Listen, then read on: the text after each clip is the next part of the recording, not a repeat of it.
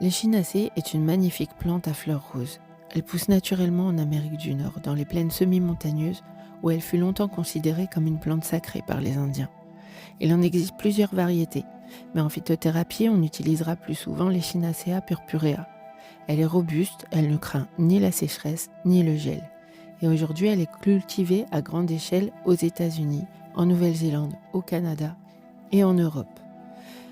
Les Indiens s'en servaient pour de nombreuses maladies. En externe, ils la prenaient pour les piqûres d'insectes, les morsures de serpents, apaiser les brûlures, guérir les furoncles et nettoyer les plaies.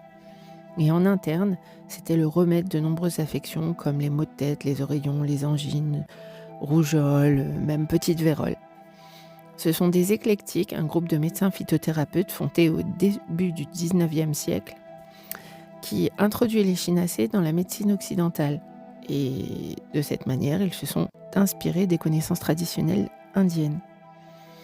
L'échinacée, pour savoir comment elle agit exactement, en fait, elle produit des réactions en chaîne dans l'organisme, réveillant ainsi notre système immunitaire. Pour commencer, elle stimule le tissu immunitaire situé sous la langue. Puis, arrivant à l'estomac et à l'intestin, elle fait de même avec les plaques de Pleyer. Ce sont des tissus immunitaires. En résultat, ces plaques envoient un signal à tous les relais immunitaires de l'organisme. Cette réaction à l'absorption d'échinacée produit les effets que je vais vous citer. Augmentation de la production de globules blancs. Ainsi, on est prêt à combattre les infections. Augmentation de la production de macrophages. Ce sont ces cellules tueuses de toxines et d'autres cellules étrangères indésirables. Elle accélère la croissance de tissus sains et neufs. Elle protège les cellules saines. Augmentation de la capacité de l'organisme à se débarrasser des virus et des bactéries. Et elle augmente la production de cortisol, cette hormone anti-stress et anti-inflammatoire. On peut donc en déduire qu'elle a des effets protecteurs et réparateurs.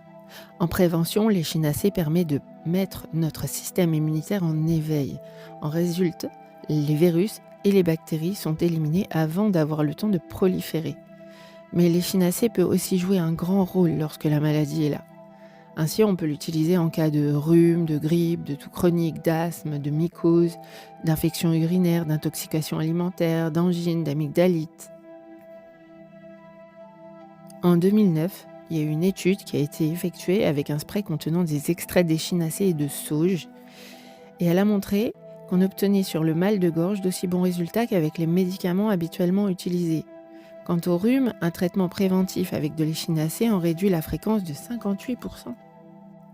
Des expériences en laboratoire en 1985 ont montré que des globules blancs stimulés par l'échinacée avaient un pouvoir anti-infectieux augmenté de 20 à 40%.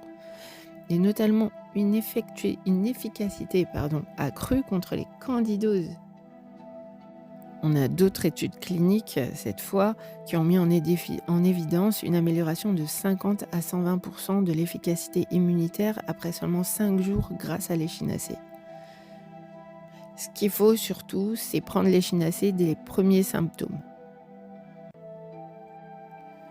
L'échinacée, en contre-indication, on va dire que son efficacité sur le système immunitaire est telle que parfois elle est contre-indiquée en cas de maladie auto-immune, comme par exemple la polyarthrite rhumatoïde, la sclérose en plaques, le lupus érythémateux disséminé et autres maladies auto-immunes. Tu vas me dire, c'est bien tout ça, mais comment je la prends, où je la trouve ? Donc, on la trouve souvent, plus facilement sous forme de gélules ou de comprimés, mais aussi dans diverses préparations, seules ou associées à d'autres végétaux. Pour prévenir les infections, on la conseillera généralement sous forme de cure de 2 mois, à raison de suffisamment, on va dire, de gélules et de comprimés pour prendre l'équivalent de 1 gramme de plante par jour. En cas d'infection déclarée, quand on a un rhume par exemple, les doses peuvent être augmentées de 2 à 3 fois pendant une semaine. On peut aussi prendre l'échinacée sous forme de tisane, en employant les racines ou les parties aériennes séchées. Si vous employez les parties aériennes, donc les feuilles et les fleurs, vous mettez une poignée de plantes dans votre tisanière, vous faites chauffer 1 litre d'eau et au premier frémissement, vous versez sur la plante et vous couvrez. Vous attendez 10 minutes et vous filtrez. Si vous choisissez la racine, on va la préparer en décoction. Donc là, on va mettre une petite poignée de plantes dans 1 litre d'eau froide et on va faire chauffer le tout dans une casserole. On laisse bouillir 5 minutes, puis on éteint le feu. On met un couvercle, on attend 10 minutes, on filtre et on boit. Voici par exemple une petite recette en décoction pour un rhume. Vous prenez 50 g d'échinacées racines, 20 g de cannelle écorce, 15 g de thym-feuille, 10 g de gingembre rhizome, 5 g de clou de girofle. Vous mettez 2 cuillères à soupe de ce mélange pour 50 centilitres d'eau. Et là, vous le préparez en décoction comme j'ai expliqué juste avant. Vous buvez ça dans la journée avant 19h et vous faites une cure de 3 semaines par mois. En complément et en renforcement, vous pouvez prendre de l'extrait de propolis en gouttes. Donc là, on ira de 5 à 10 gouttes dans une cuillère à café de miel, 3 fois par jour le temps des symptômes. En parlant de miel, je vais vous citer quelques miels pour les maladies de l'automne et de l'hiver.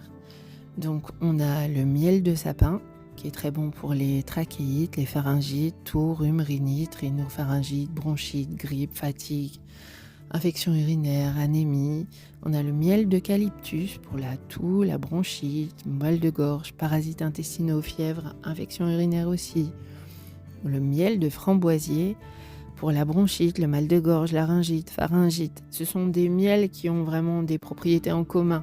Donc si vous ne trouvez pas l'un, vous pouvez prendre un autre de la liste. C'est pour ça que je vous mets une liste exhaustive et puis vous choisirez selon ce que vous arrivez à trouver.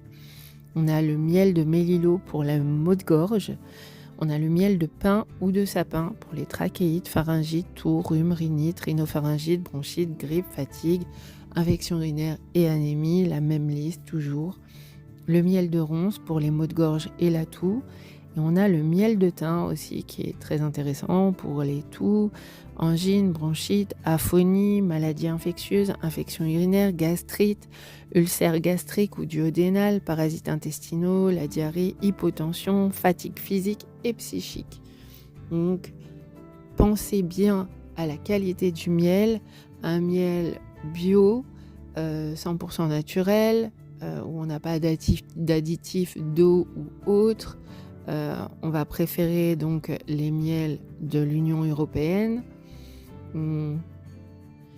Et pour finir, je citerai Ina Segal qui a écrit Le langage secret de votre corps, un guide essentiel à la guérison, où elle associe le rhume à la dispersion, au fait d'avoir trop de choses à faire, trop de pression pour nous acquitter de nos nombreuses responsabilités, du refus d'être à l'écoute de son corps et de ralentir. Le fait de se sentir dépassé, surmené, exténué, d'avoir besoin d'une pause et d'être confus dans ses choix.